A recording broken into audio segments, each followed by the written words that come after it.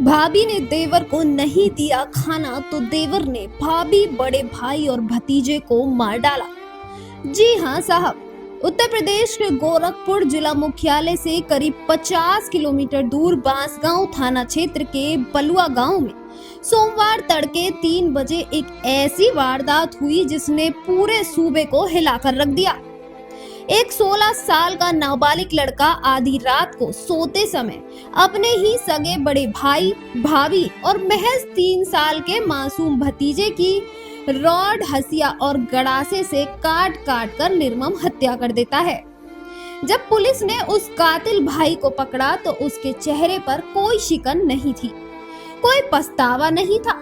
उसने पुलिस से रोते हुए एक ऐसा सवाल पूछा जिसे सुनकर आपका माथा चकरा जाएगा। उसने पूछा, साहब भाभी ने 2 दिन से खाना नहीं दिया था, क्या जेल में दोनों टाइम पेट भरकर खाना तो मिलेगा ना?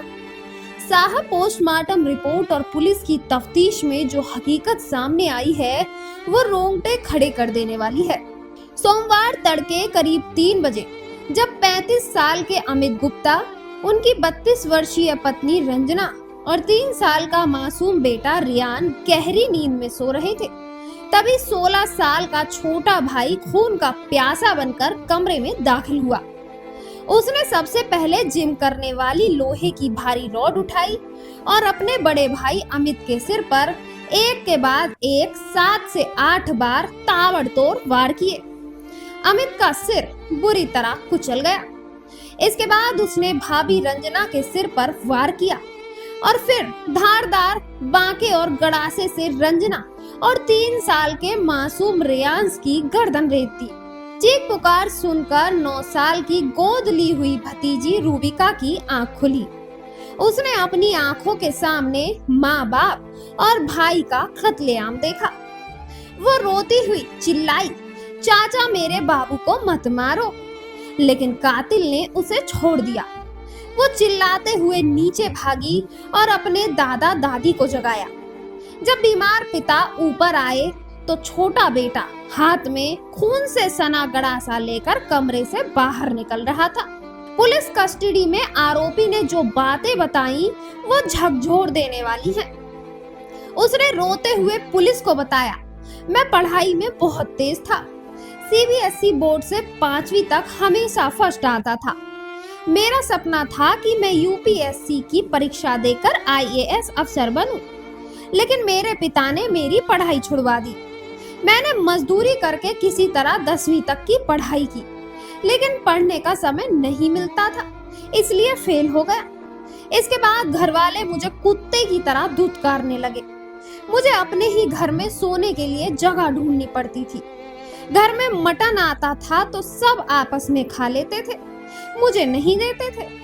3 साल पहले भाभी ने मेरे कमरे के बाहर खाना रखा, मैंने फेंक दिया तो उसे खाकर एक गांव का कुत्ता मर गया। तभी से मुझे लगा कि ये लोग मुझे जहर देकर मारना चाहते हैं। पिता की बढ़ई की दुकान पर दिन रात मेहनत करता था, पर मोबाइल रिचार्ज के लिए भी बहन से भीख मांगनी पड़ती थी। पिछले 2 दिन से मुझे खाना तक नहीं मिला था, इसलिए मैंने सबको खत्म करने की ठान ली। साहब, पुलिस की जांच में यह भी सामने आया है कि इस नफरत के पीछे सिर्फ खाना और कपड़ा नहीं था, बल्कि जायदाद और दुकान का भी विवाद था। हरिलाल की कस्बे में एक बढ़ई की दुकान थी जिस पर ये छोटा बेटा बैठता था। बड़ा भाई अमित पहले बाहर रहकर पेंट पॉलिश का काम करता था, लेकिन 2 साल पहले वो वापस गांव लौट आया और दुकान पर बैठने लगा। छोटे भाई को लगा कि उसकी मेहनत पर बड़ा भाई कब्जा कर लेगा। 2 महीने पहले भी इनके बीच 5 लाख रुपए को लेकर विवाद हुआ था, जिसे थाने में ले जाकर जैसे तैसे सुलझाया गया।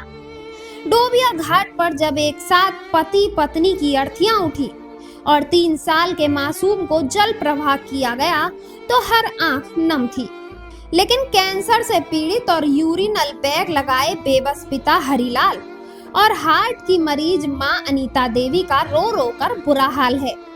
पिता ने रोते हुए मुख्यमंत्री योगी आदित्यनाथ से सीधे गुहार लगाई है कि इस छोटे बेटे ने मेरा पूरा संसार उजाड़ दिया। अगर इसे मारना ही था तो मुझे मारता। बड़े बेटे का कसूर क्या था? मेरी सरकार से मांग है कि इसे किसी भी हाल में फांसी की सजा दी जाए।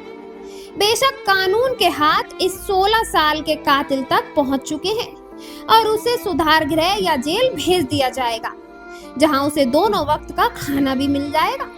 लेकिन मेरा सवाल इस समाज से है, क्या एक बच्चे की अफसर बनने की ख्वाहिश को कुचल देना, उसे 2-2 दिन तक भूखा रखना और अपनों से ही पराया कर देना जायज था?